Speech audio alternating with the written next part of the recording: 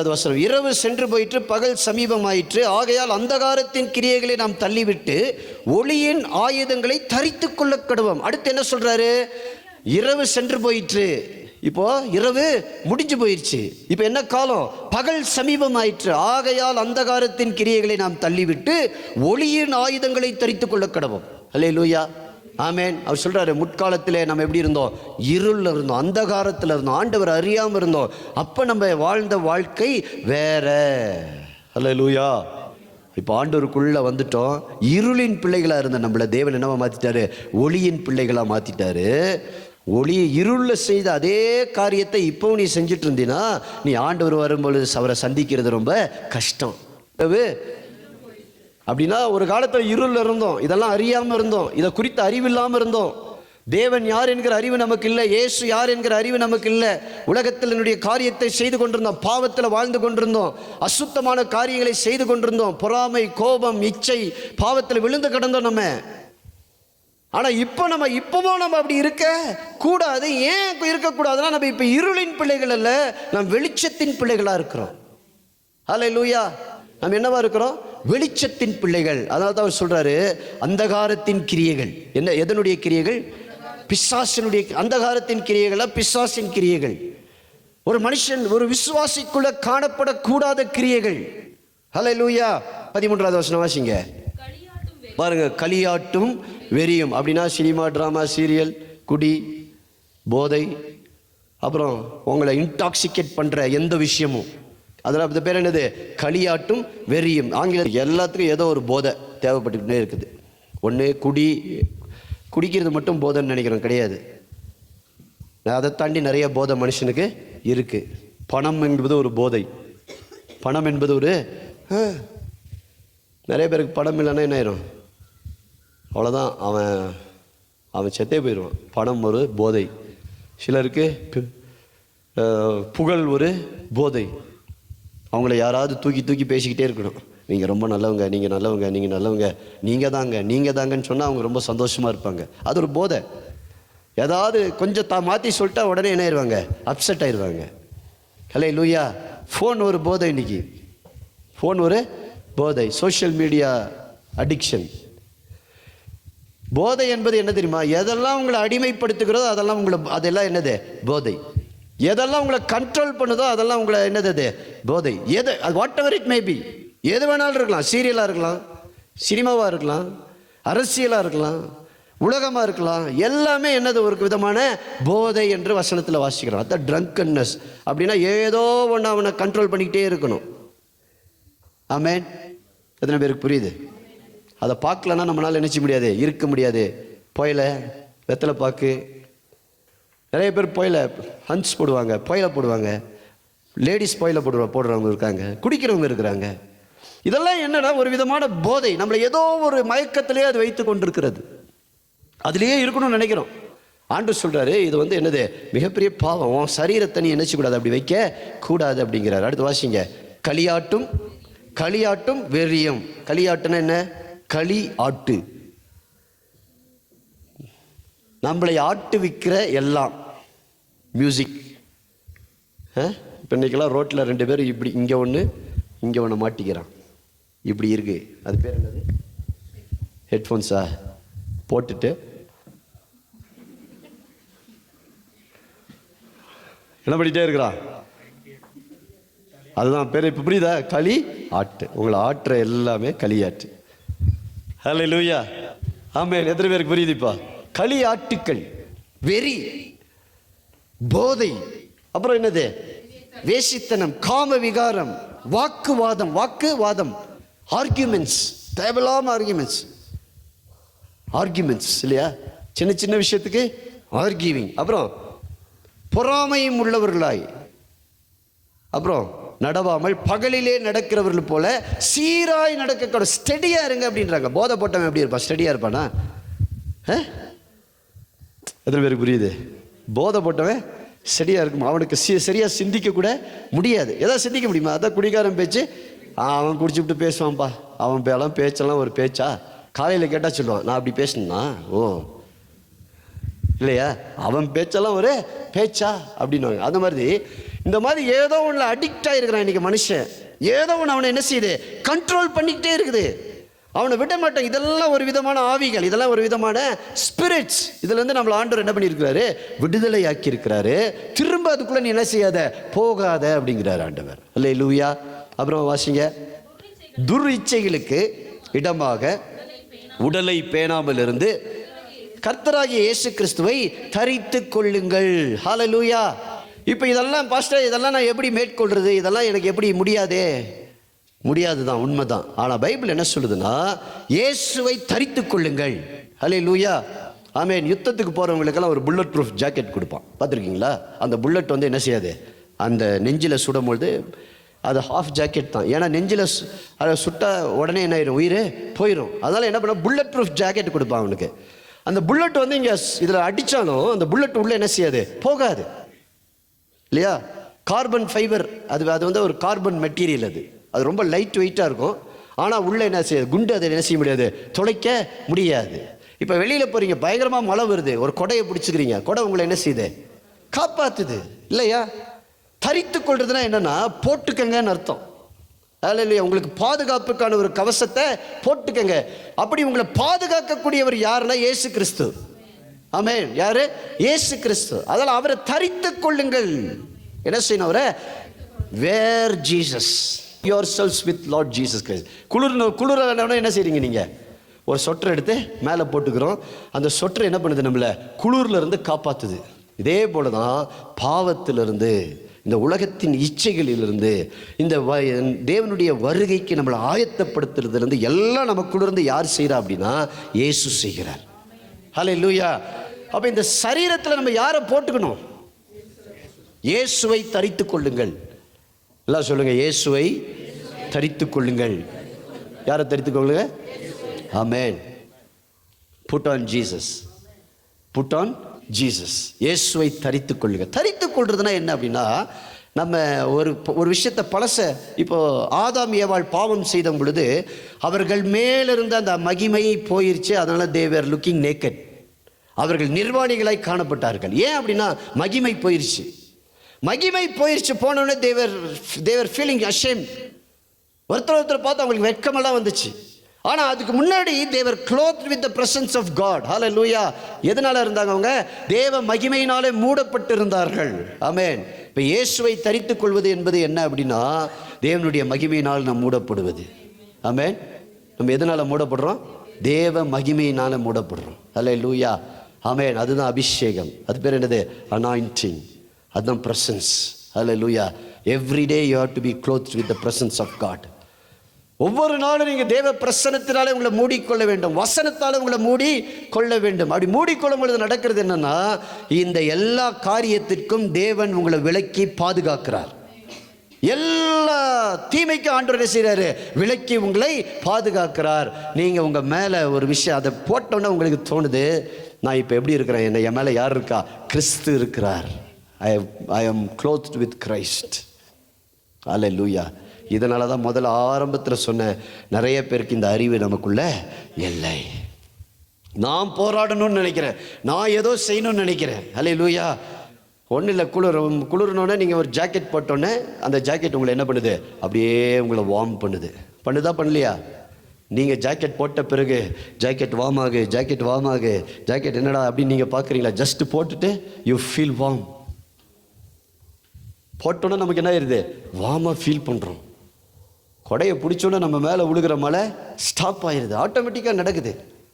ஹல்லேலூயா. அப்படி தானே? Bullet proof jacket போட்டால் நமக்குள்ளே என்ன வருது? இப்போ எதிரியை தைரியமாக மேற்கொள்ளான்ற ஒரு தைரியம் நமக்குள்ளே வருது. இப்படி தான் கிறிஸ்துவை தரித்து கொண்டோமானால் நாம் பாவத்தை மேற்கொள்வது எளிதாய் மாறிவிடுகிறது. இன்றைக்கி நிறைய விசுவாசிகள் ஏன் பாவத்தில் விழுந்து போகிறோம் அப்படின்னா, கிறிஸ்துவை நாம் தரித்து கொள்ளவில்லை. எது தரித்து கொள்ள? கிறிஸ்துவை தரித்து கொள்ளவில்லை. ஹல்லேலூயா. ஞானஸ்தானம் என்பது என்ன தெரியுமா? நான் மரிச்சிடுறேன், கிறிஸ்துவோடு நான் உயிர்த்தெழுறேன், இனி வாழ்வது நான் அல்ல, என் மேல் கிறிஸ்து வாழ்கிறார், எனக்குள்ள கிறிஸ்து வாழ்கிறார். இதுதான் ஞானஸ்நானம். ஹல்லேலூயா. பேப்டிசம்னா என்ன? அதுதான் பேப்டிசம். ஆமென். பழைய உடன்படிக்கை என் மேலே இருந்த பாவம், அந்தகாரம், பிசாசு, சாபம், வியாதி என் மேலே இருந்த எல்லா விதமான பாரம்பரிய கட்டுகளெல்லாம் அந்த மரணத்தில் அங்கேயே அடக்கம் பண்ணப்பட்டு கிறிஸ்து எப்படி உயிர்த்தெழுந்தாரோ அதே போல் நானும் உயிர்த்தெழுந்த ஒரு வாழ்க்கைக்குள்ளே நான் வந்து விடுகிறேன். எத்தனை பேர் ஞானஸ்தானம் எடுத்திருக்கிறீங்க? ஞானஸ்தானம் எல்லாம் எத்தனை பேர் எடுத்திருக்கீங்களா? ஆமென். எடுத்து என்ன பண்ணீங்க? என்ன ஆச்சு? ஏதோ கூப்பிட்டு போனாங்க பிரதர், தண்ணியில் முக்குனாங்க பிரதர், மேலே வந்தோம் பிரதர், கொஞ்சம் குளிராக இருந்துச்சு, அப்புறம் கொஞ்சம் காஞ்சி போச்சு பிரதர், அவ்வளோதான். ஞானஸ்தானம் முடிஞ்சு போச்சு. அப்படி இல்லை ஞானஸ்தானம். அது நான் பாவத்துக்கு மரிச்சு விட்டேன். கவனிக்கிறீங்களா? ஆமென். நான் பாவத்துக்கு மரிச்சிட்டேன், உலகத்துக்கு மரித்து விட்டேன், பிசாசினுடைய காரியங்களுக்கு மரிச்சிட்டேன். ஞானஸ்தானம் எடுக்காத வரைக்கும் பிசாசுக்கு உங்க மேல என்ன இருக்கு? கண்ட்ரோல் இருக்குது. சாபத்துக்கு உங்க மேல என்ன இருக்கு? கண்ட்ரோல் இருக்குது. உலகம் அந்தகாரத்துக்கு உங்க மேல என்ன இருக்குது? கண்ட்ரோல் இருக்குது. Once you are baptised you break the covenant there. பிசாசோடு இருக்கிற அந்த உடன்படிக்கை நீங்க என்ன செய்றீங்க? அங்க உடைச்சு போடுறீங்க, கேன்சல் பண்ணி போடுறீங்க. கேன்சல் பண்ணி சொல்றீங்க, நான் இதுவரைக்கும் இந்த அந்தகாரத்தின் பிள்ளையா இருந்தேன், இப்போ நான் ஒளியின் பிள்ளையாய் மாறிவிட்டேன். இதுதான் பேப்டிசம். இது அப்போ ஞானஸ்தானங்கிறது என்ன தெரியுமா? நீங்கள் உங்கள் தொடர்ந்து வர ஒரு சந்ததியினுடைய சாபத்தை என்ன செய்றீங்க? கொடைச்சி போடுறீங்க. இப்போ நீங்கள் மரிக்கிறீங்க, இயேசுவோடு மரிக்கிறோம், இப்போ இயேசுவோடு உயிர் தெழுகிறோம். இப்போ எனக்குள்ளே இருக்கிறது யாருன்னா, இயேசு எனக்குள்ளே வாழ்கிறார். ஹல்லேலூயா. கிறிஸ்து எனக்குள்ளே வாழ்கிறார். ஆமென். அதான் சொல்றாரு, வாசிங்க. துரிச்சைகளுக்கு இடமாக உடலை பேணாமல் இருந்து கர்த்தராகிய இயேசு கிறிஸ்துவை தரித்துக் கொள்ளுங்கள். clothe yourselves with Christ. hallelujah. amen. clothe yourselves with Christ. amen. நீங்க ஆர்மியில் இருந்தால் உங்களுக்கு ஒரு யூனிஃபார்ம் இருக்கு.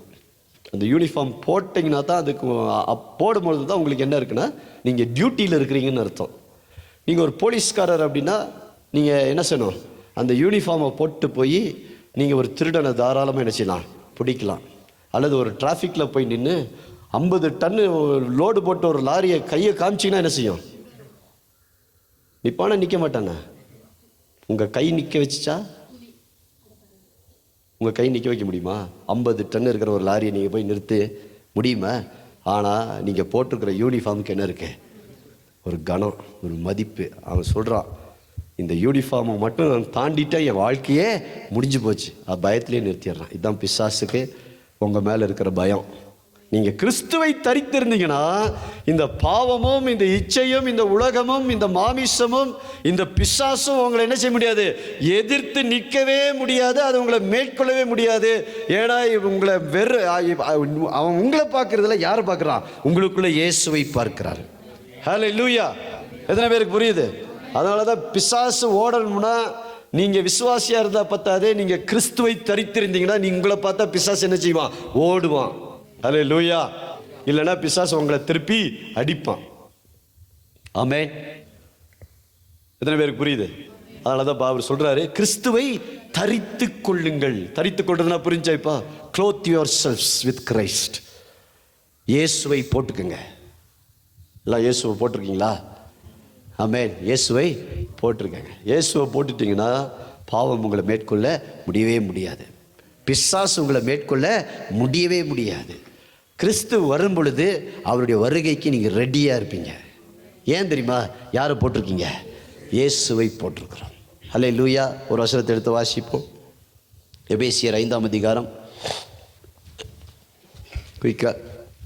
எபேசியர் 5ஆம் அதிகாரம் 11 to 16 வரைக்கும். எபேசியர் 5 11 to 16 வரைக்கும். குயிக்கா. கனியற்ற அந்தகார கிரியைகளுக்கு உடன்படாமல் அவைகளை கடிந்து கொள்ளுங்கள். என்ன பண்ணுங்க? அதை கடிந்து கொள்ளுங்க. Rebuke those things.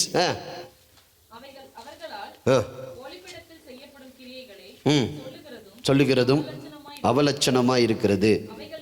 அவைகளெல்லாம் கடிந்து கொள்ளப்பட்டு வெளிச்சத்தினால் வெளியரங்கமாகும். வெளியரங்கமாக்குகிறதெல்லாம் வெளிச்சமாய் இருக்கிறது. ஆதலால் தூங்குகிற நீ விழித்து மரித்தோரை விட்டு எழுந்திரு, அப்பொழுது கிறிஸ்து உன்னை பிரகாசிப்பார் என்று சொல்லி இருக்கிறார். ஆனபடியினால் நீங்கள் ஞானமற்றவர்களைப் போல நடவாமல் ஞானமுள்ளவர்களாய் கவனமாய் நடந்து கொள்ள பார்த்து நாட்கள் பொல்லாதவைகளானதால். ஆமென். காலத்தை என்ன பண்ணிக்கங்க. இப்போ ஞானமற்றவர்களை போல நடவாமல். ஞானமற்றவர்கள் யாரு?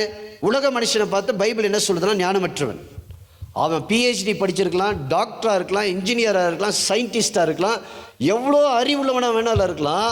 ஆனால் வேதத்தை பொறுத்தளவுக்கு அவன் யாரு சொல்லுங்க? ஏன் தெரியுமா?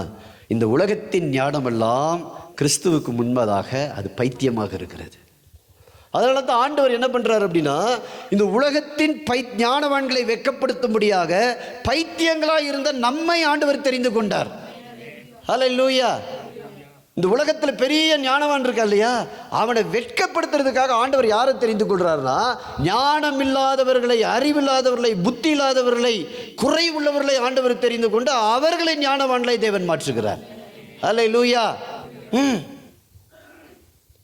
இதுக்கு ஒரு உதாரணம் சொல்றேன்.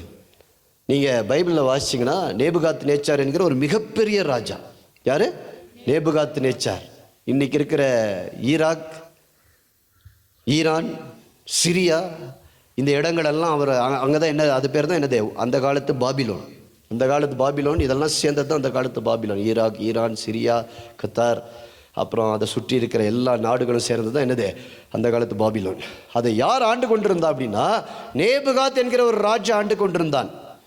அவன் உலகத்தில் 7 அதிசயங்களில் ஒன்றாக இருந்த தொங்கு தோட்ட, ஹேங்கிங் கார்டன் அவன் தான் செஞ்சான். யார் செஞ்சா?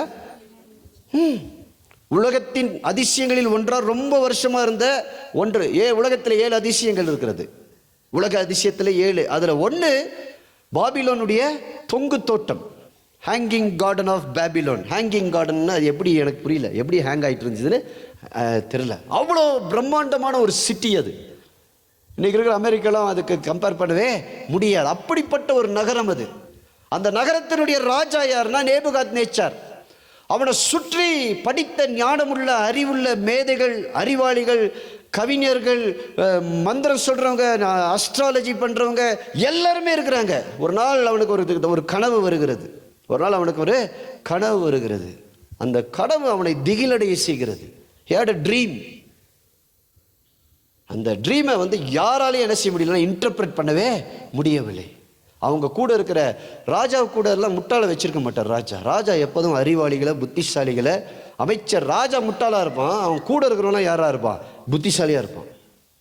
ராஜாவுக்கு ஆலோசனை சொல்லக்கூடிய ராஜா சொல்றாரு, எல்லாரையும் கூப்பிடுறாரு. ராஜா ஒரு நாள் கூப்பிட்டு சொல்றாரு, இப்படிப்பட்ட எனக்கு ஒரு கனவு வந்துச்சு, இந்த கனவை சொல்லி அதுக்கு விளக்கம் சொல்லணும். எல்லாம் சொல்றாங்க, ராஜா கனவை சொல்லுங்க, விளக்கம் சொல்றோம். ஆனால் ராஜா சொல்றாரு, கனவையும் சொல்ல மாட்டேன், நீ கனவையும் சொல்லணும், விளக்கமும் சொல்லணும், அப்பதான் நீ உண்மையான ஞானின்றது நான் என்ன செய்வேன், ஏற்றுக்கொள்வேன். இன்னைக்கு யார் சொல்ல முடியும் சொல்லுங்க? அங்கிருந்த அத்தனை ஞானிகளும் தோற்று போயிட்டாங்க. ராஜா சொல்றாரு, 7 நாள் டைம், 7 நாளில் நீ சொல்லனா உன் அத்தனை பேரையும் என்ன செஞ்சிருவேன், கொன்றுவேன் அப்படிங்கிறார். அப்போதான் ஆண்டவர் யாரை எழுப்புறார்? தானியேலை ஆண்டவர் எழுப்புறார். தானியேல் யார் அப்படின்னா, அவனும் படித்தவன் தான், அறிவாளி தான். ஆனால் அவன் எப்படிப்பட்ட அறிவாளினா, தேவனுடைய காரியங்களை விளக்கக்கூடியவனாக இருந்தான். இதுதான் ஞானம். இது பேர் என்னது? ஞானம். அவன் சொல்கிறான், யாராலையும் கனவையும் சொல்ல முடியவில்லை, விளக்கமும் சொல்ல முடியவில்லை. ராஜா சொல்லிட்டாரு, நான் கனவை சொன்ன நீ எதை ஒன்று அடிச்சு விடுவேன், கரெக்டு தானே? எதை ஒன்று நீ அப்படி ராஜா இப்படி ராஜான்னு எதை ஒன்று அடிச்சு விடுவேன். அதனால் இந்த வேலைலாம் நம்மள்கிட்ட நடக்காது. ராஜா ரொம்ப புத்திசாலியாக இருந்திருக்காரு அந்த காலத்தில். அவர் சொல்கிறாரு, நீ கனவையும் சொல்லணும், விளக்கத்தையும் சொல்லணும். கனவையும் சொல்லி விளக்கத்தையும் சொல்லினா நீ நான் என்ன செய்கிறேன், நீ அப்போ நீ நான் ஞானின்னு நம்புகிறேன். இதை சொல்ல ஒருத்தராலையும் முடியவில்லை. கடைசியில் யார் வரானா? தானியேல் எழுப்பி வருகிறார். யார் வரா? தானியேல் சொல்கிறாரு, ராஜாவே உம்முடைய கனவு அதெல்லாம் நிறைய விளக்கம் இருக்க, படிச்சுக்கோங்க. இதெல்லாம் நீங்கள் கனவு பார்த்தீங்க, அதுக்கு அர்த்தம் இதெல்லாம் சொன்னோன்னு ஆண்டவர் என்ன பண்ணுறாரு, அடிமையாய் வந்த தானியேலை ராஜாவுக்கு அடுத்த ஸ்தானத்துக்கு தேவன் என்ன செய்கிறார், உயர்த்துகிறார். ஹல்லேலூயா. எத்தனை பேருக்கு புரியுது? அதனால தான் பைபிள் என்ன சொல்லுது, ஞானமற்றவர்களை போல நடக்காதீங்க. இந்த உலகத்தில் அறிவு இருக்கிறவங்களும் அறிவாளி கிடையாது. இந்த உலகத்தில் இருக்கிற பெரிய டாப் போஸ்ட்ல இருக்கிறவங்களாம் புத்திசாலின்னு நம்ம என்ன செய்யக்கூடாது, நினைக்க வேண்டாம். தேவன் உங்களுக்கு கொடுத்த ஞானமே ஞானம். ஹல்லேலூயா. என்ன ஞானம் தெரியுமா? நீங்கள் இயேசுவை ஏற்றுக்கொண்டு ரட்சிக்கப்பட்டு அவருடைய பிள்ளையா மாறி இருக்கீங்க இல்லையா, உங்களுக்குள்ள இருக்கிற ஆவியானவர் உங்களுக்கு விசேஷத்த ஞானத்தை தேவன் வைத்திருக்கிறார். எத்தனை பேருக்கு இப்போ புரியுது? அதனால தான் அவர் சொல்கிறாரு, உலகம் அவனை மாதிரி ஞானமற்றவனா நீ நடக்காத, நீ வேற ஆவியை பெற்றவன். உனக்குள்ள இருக்கிற ஆவியானவர் உலகத்தின் ஆவியானவர் அல்ல. You don't carry the spirit of this world, you carry the spirit of God. Hallelujah. எத்தனை பேருக்கு புரியுது? You don't carry the spirit of this world. இந்த உலகத்தின் ஞானம் அல்ல நமக்கு. நமக்கு தேவன் என்ன ஞானம் கொடுத்திருக்கிறார்? தேவனுடைய ஞானத்தை கொடுத்திருக்கிறார். அதனால தான் சொல்றாரு, நாட்கள் பொல்லாதவைகளா இருக்கிறபடினாலே நீங்க என்ன பண்ணணும்னா அவர்களைப் போலவே இருக்கக்கூடாது, நீங்க வித்தியாசமா இருக்கணும். எப்படி இருக்கணும்? தேவனுக்குரிய காரியங்களை நீங்க வளர்ந்து தேறுகிறவர்களா நீங்க இருக்கணும். எத்தனை பேருக்கு இப்போ புரியுது? அதனால கனியற்ற அந்தகார கிரியைகளை உடன்படாதீங்க, அவைகளை கடிந்து கொள்ளுங்கள். தேவையில்லாத காரியங்களுக்கு உடன்படாதீங்க, தேவையில்லாத கிரியைகளுக்கு உடன்படாதீங்க. அதை நீங்க என்ன செய்யுங்க? கனியற்ற அந்தகார கிரியைகள், உங்களுடைய ஆவிக்குரிய வாழ்க்கையை கெடுக்கிற எந்த காரியமா இருந்தாலும் நீங்க அதை என்ன செய்யணும்? தள்ளி போட வேண்டும். ஹல்லேலூயா. அது எதுவா வேணாலும் இருக்கலாம். இது என் ஆவிக்குரிய வாழ்க்கையை, என் தேவனோடு இருக்கிற என்னுடைய விசுவாச வாழ்க்கைக்கு எதிரியா இருக்குதுன்னு நீங்க எது நினைக்கிறீங்களோ அதெல்லாம் தள்ளி வைக்கணும். எத்தனை பேருக்கு இப்போ புரியுது? எதெல்லாம் எனக்கு தடையா இருக்குது ஆவிக்குரிய வாழ்க்கைக்கு, தேவனோடு நான் நடப்பதற்கு, என் விசுவாச வாழ்க்கைக்கு, தேவனோடு நான் பேசுவதற்கு, என் ஜெபத்திற்கு, என் விசுவாச வாழ்க்கைக்கு, நான் ஆலயத்திற்கு வருவதற்கு, தேவனோடு வாழ்வதற்கு எதெல்லாம் தடையா இருக்குன்னு நீங்க நினைக்கிறீங்களோ, ஃபீல் பண்றீங்களோ, அல்லது ஆவியானவர் உணர்த்துகிறாரோ, அதை உடனே நீங்க தூக்கி போடணும். இல்லைன்னா அதை உங்களை என்ன கொண்டு போயிடும்? அந்தகாரத்துக்குள்ள கொண்டு போயிடும். It will take you to eternal darkness. நிறைய பேர் நினைக்கிறீங்க, அதான் சொன்னேன், என்னது ஸ்பிரிச்சுவல் காம்ப்ளசன்சி. நிறைய பேர் கேட்டிங்கன்னா, நான் சர்ச்சுக்கு வரேன், நான் பைபிள் படிக்கிறேன், நான் வேலை நடக்காது. கனியற்ற அந்தகார கிரியைகளை தள்ளிவிடுங்க. எதெல்லாம் ஆண்டவருக்கு விரோதமாக இருக்குது, எதெல்லாம் உங்கள் ஆவிக்குரிய வாழ்க்கையை தடை செய்து, அது எதோ வேணாலும் இருக்கலாம், இன்றைக்கே தூக்கி போடுங்க. அது அவசியம் இல்லை உங்களுக்கு. ஏன் தெரியுமா? தேவன் வரப்போகிறார். இயேசு சீக்கிரமாக வரப்போகிறார். காலம் சமீபமாயிற்று. காலம் என்னாயிற்று? சமீபமாயிற்று. ஹல்லேலூயா. எத்தனை பேர் இன்னைக்கு விசுவாசிக்கிறீங்க? The days are numbered. Amen. The days are numbered. நீங்க யாரா வேணாலும் இருக்கலாம், நீங்க எவ்வளவு பெரிய பொசிஷன்ல வேணாலும் இருக்கலாம், ஆண்டவருக்கு அதெல்லாம் மேட்டரே கிடையாது. That doesn't matter. ஹல்லேலூயா. நீங்க ரொம்ப படிச்சிருக்கலாம், அறிவு இருக்கலாம், உங்களுக்கு புத்தி இருக்கலாம், இதெல்லாம் உங்களை காப்பாத்துது. It will not save you. கடைசியில் உங்களை ரட்சிப்பு, கடைசி காலத்தில் உங்களை ரட்சிக்கிறது ஒன்றே ஒன்று தான், இயேசு கிறிஸ்துடைய ரத்தம் மாத்திரமே.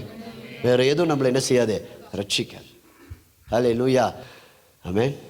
ஒரு பாம்பு தன்னுடைய இருக்கைக்கு போயிட்டு இருந்தான். போகிற வழியில் அந்த பாம்பு தெரியாமல் ஒரு ரம்பம்னா புரியுதா? என்னது? அறுக்கிற மரம் இருக்கிற ரம்பத்தை அது மேலே பட்டுருச்சான். இந்த பாம்புக்கு ஒரே கோபம், என் வழியில் நீ இப்போ என்னையே டிஸ்டர்ப் பண்ணுறியான்னு போய் அந்த ரம்பத்தை கடிக்குதான். எதை கடிக்குதே? ரம்பத்தை கடிச்சிடும், ரத்தம் வருதான். ஓ, என்னையே ரத்தம் வரவளுக்கு நீ அடிக்கிறியா? நான் அவனை வச்சுக்கிறேன். திரும்ப கடிக்குதான், திரும்ப ரத்தம் வருதான். இதுக்கு கோபம் தாங்க முடியாமல் அதை கொத்துன்னு கொத்துதான். எதை? கடைசியில் கொத்தி என்ன ஆயிடுச்சு? இதுதான் கோபம்.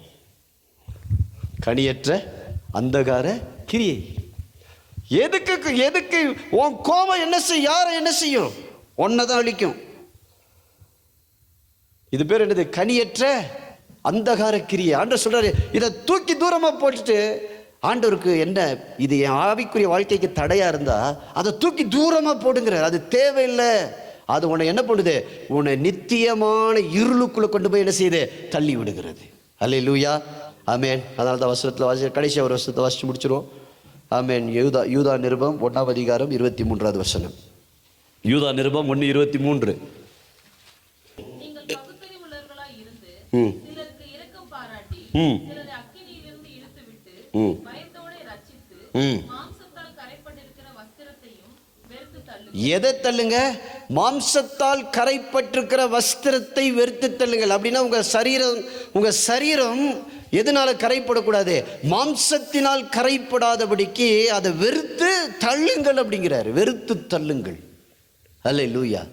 ஆமென். அதில் என்ன வாசித்தோம்? ரோமர் 13:14 என்ன வாசித்தோம்? உங்கள் சரீரங்களை இச்சைக்கு ஏதுவாக பேணாமல் இருங்கள். என்ன வாசிங்க அது 13-14. துர்இச்சைகளுக்கு இடமாக ஆமென். இந்த உடல் ரொம்ப முக்கியம். இந்த உடலை நீங்கள் எப்படி ஆண்டவருக்கு ஒப்பு கொடுக்குறீங்களோ அப்படி தான் ஆண்டவர் உங்களுக்குள்ள இருந்து என்ன செய்ய முடியும், கிரியை செய்ய முடியும். இந்த உடலுக்கு 2 பேர் போட்டி போடுறோம். ஒன்று யார்? பரிசுத்தாவியானவர். இந்த உடம்பு அவருக்கு தேவை. இன்னொன்று யார்? பிசாஸ். அவன் சொல்கிறான், உனக்கு நான் எல்லாம் கொடுக்குறேன்ப்பா, இச்சையை கொடுக்குறேன், பாவத்தை கொடுக்குறேன், எல்லாம் உன் உடம்பை சந்தோஷப்படுத்துகிறேன், எல்லாத்தையும் கொடுக்குறேன், சுகத்தை கொடுக்குறேன், லக்ஸரியை கொடுக்குறேன், பெரிய கட்டில் கொடுக்குறேன், மெத்தையை கொடுக்குறேன், உன்னை நல்லா தூங்க வைக்கிறேன். கடைசியில் இந்த உடல் எங்கே போயிடும்? எல்லாம் கொடுத்து கொடுத்து எங்கே கொண்டு போவான்? இந்த உடல் நரகத்துக்கு போகும். இப்போ ஆவியானவர் வந்து சொல்கிறார், இந்த உடலை எனக்கு கொடு, இதை நான் மற்றவர்களுக்கு பிரயோஜனமாக ஆசீர்வாதமாக நான் மாற்றுறேன், இதை என்னுடைய ஆலயமாக நான் என்ன செய்கிறேன், மாற்றுகிறேன், இதில் நான் தங்கி இருக்கிறேன், இதில் நான் நான் உனக்குள்ளே இருந்து என்ன செய்ய போகிறேன், உன்னை வாசம் செய்து உணவு என்னுடைய மகிமையை ஓ மூலமாக இந்த உலகத்துக்கு நான் என்ன செய்ய போகிறேன், வெளிப்படுத்த போகிறேன். இப்போ எதுக்கு ஒப்பு கொடுக்க போகிறீங்க? அப்போ அதுதான் உங்களுக்குள்ளே கிரியை செய்யும். நிறைய பேருக்குள்ளே இன்னும் ஏன் கோபம் கிரியை செய்து, இச்சை கிரியை செய்து, களியாட்டு வெறிகள் கிரியை செய்தடா? இந்த உடலை நான் எதுக்கு கொடுத்துருக்குறேன்? சாத்தானுக்கு ஒப்பு கொடுத்தேன். ஹல்லேலூயா. இந்த உடலை யாருக்கு ஒப்பு கொடுக்கணும்? ஹோலி ஸ்பிரிட். ஆவியானவரே, இந்த சரீரத்தை நீங்கள் ஆள்கை செய்யுங்க, இந்த சரீரத்தில் நீங்கள் கிரியை செய்யுங்க. என் கண்கள் மூலமாக நீங்கள் பாருங்கள், என் காது மூலமாக நீங்கள் கேளுங்க, என் கைகள் மூலமாக மற்றவங்கள நீங்கள் சுகமாக்குங்க.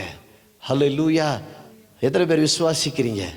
அப்படி நீங்கள் ஒப்பு கொடுக்கும் பொழுது ஆண்டவருடைய ஆலயமாக நம்ம நினைச்சிடும், மாறுறோம். இதுதான் கிறிஸ்துவை தரித்து கொள்வது. இது வேறு என்னது? ஆமென். எத்தனை பேர் இப்போ கிறிஸ்துவை தரித்து கொள்ள போகிறீங்க? ஆமென். போட்டுக்கிட்டிங்கன்னா, கிறிஸ்துவை மேலே போட்டுக்கிட்டிங்கன்னா, கிறிஸ்துவை தரித்து கொண்டீங்கன்னா, எல்லாம் இந்த உலகத்தின் பாவம், இச்சை, சாபம், பிசாசு, வியாதி, மரணம் எல்லாத்துக்கும் நம்மளை ஆண்டவர் என்ன செய்கிறார்? தப்பு வைக்கிறார். இப்போ கிறிஸ்து உங்களுக்குள்ள இருந்து என்ன செய்கிறாரு? மகிமைப்பட ஆரம்பிக்கிறார். அவர் உங்களுக்குள்ள வாசம் பண்ணுகிறார், உங்களோடு இருந்து உங்களை பலப்படுத்துகிறார். ஹல்லேலூயா.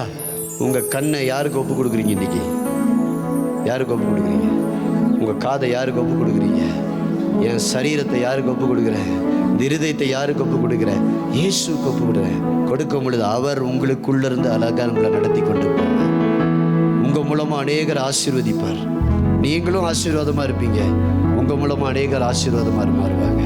இந்த சரீர பாவத்தை ஒப்பு கொடுத்துட்டீங்கன்னா, குடியாக இருக்கலாம், போதையாக இருக்கலாம், பொய்யாக இருக்கலாம், இச்சையாக இருக்கலாம், அல்லது கோபமாக இருக்கலாம், வெறுப்பாக இருக்கலாம், கசப்பாக இருக்கலாம், எல்லாம் ஒப்பு கொடுத்துட்டீங்கன்னா இது யார் கண்ட்ரோல் எடுக்கிறா?